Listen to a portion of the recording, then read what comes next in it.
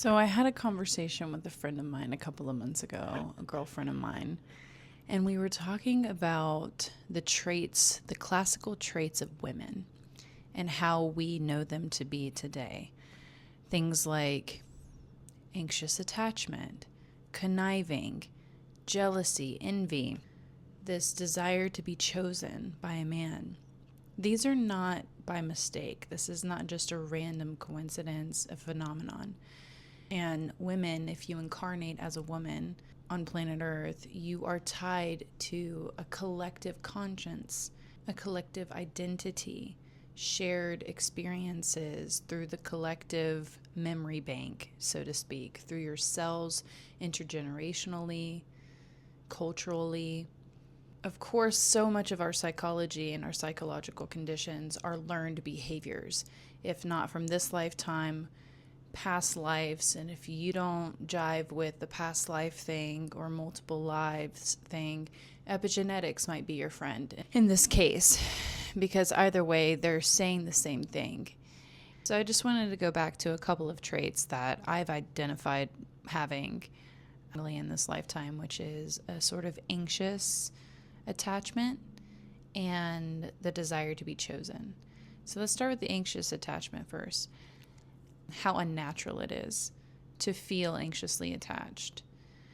And I think it starts with this fragmented sense of self, which I know I had. I had a very troubled childhood, a lot of adverse childhood experiences. And it created this insecurity in life itself and insecurity with human beings. When we talk about anxious attachment and a fragmented sense of self, there's this tendency to want to be validated of your existence from the outside. And this obsessive compulsive need to feel safe and secure by way of another person telling you that you're safe and secure. It's not a comfortable existence, that's for sure. And it's almost like your whole sense of equilibrium is dependent upon another person's state, their own emotional state. If they're good, you're good.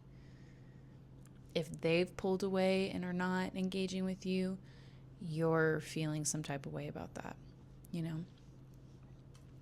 And not to mention like the lack of boundaries one can have with that fragmented sense of self, as well as being so malleable to be able to bend and shapeshift, to be able to do whatever you need to do to get the love that you want.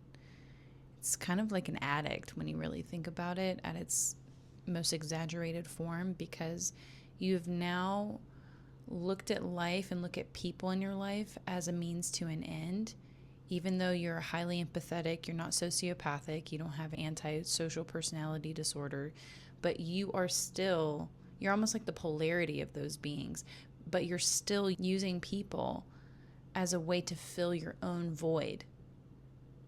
So they become an object for your own projections to project upon, your own wounds to project upon. It's like, oh, this person is my sense of safety to fill this void. I'm not actually seeing this person for who they are because I can't see myself for who I am. And so I am reminded, they remind me of something, of someone that I'm trying to either avenge or try to wrong a right or right a wrong, and trying to close a loop inside my head by using them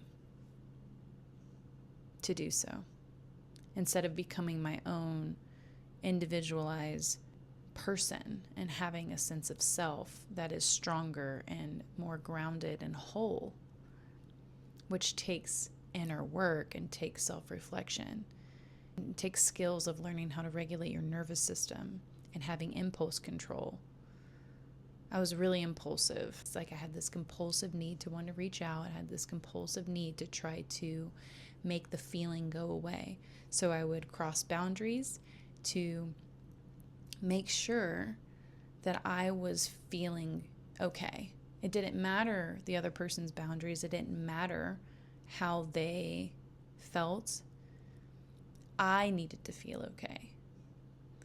And so you can imagine the kind of dynamic that I contributed to. In one of my last videos, I was talking about a previous relationship.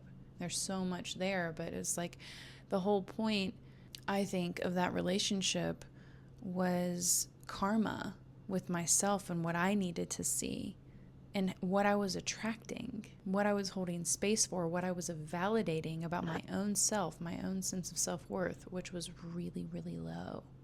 If I was putting up with and contributing to a dynamic that was so unhealthy, and behavior I was receiving was so unhealthy, because I wasn't, again, with this anxious attachment style, I didn't have the self-respect and the boundaries and the willingness to walk away, because I was more petrified of losing the attachment of that person, of that connection, than what I was for my own sense of safety or my well-being. It's like I was deifying and putting on a pedestal this wound, this gaping hole, and making it like a monster inside of me. Like I was putting that above my actual self, my soul, my life force. I was giving my life force to this thing that I had created from whatever happened to me that caused the wound in the first place. And I know I started talking about women's traits in the beginning of this video, but it's so applicable to any of us, because it all starts with a fragmented sense of self and fragmented psychology, and the ways in which we give life to these forces within us that we create, these separate selves that we create and breathe life into and mistake as us, when it's something that we created and we can let die.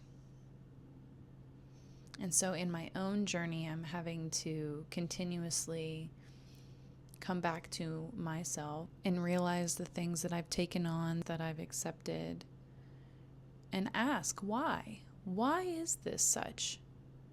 Perhaps the picture is much bigger than we would like to give space for. Why are you the way that you are? All I can say is, from my own experience, it has been a very tumultuous one, which makes it so clear to me that I came here to do some serious work, to challenge some serious lies that I have taken on, to agree to experience certain conditions on my life, to challenge even more my identity and what I've taken on. Trauma takes time to unpack, but it's not to discourage you. I've been on this journey for a really long time, and I've seen so much change in a very short period of time, actually. The more work that I've done, the more I've held captive these beliefs. I've gotten in this rhythm now where, every day, multiple times a day, I'm calling out the beliefs, the falsities, and I'm like, that's a belief. Where did that come from? That's not real. Why do I think that? And if you're interested in continuing this conversation, stay tuned.